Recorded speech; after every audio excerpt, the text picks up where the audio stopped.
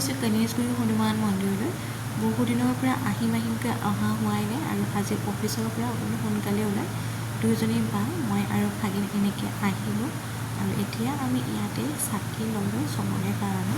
আমাৰ লগতে আপোনালোকে এবাৰ দৰ্শন কৰিব, আপোনালোকেও এবাৰ আমাৰ লগতে হনুমান মন্দিৰটো সঁচাকৈ ইয়াতে আহিলে মানে আৰু এয়া খুবেই ভাল লাগি যায়।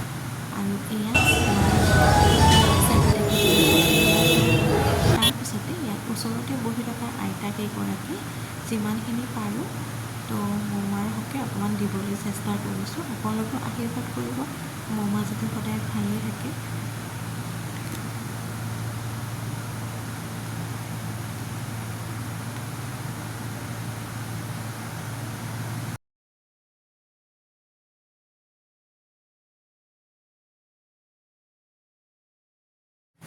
আজিলৈ এইখিনি, বাই বাই।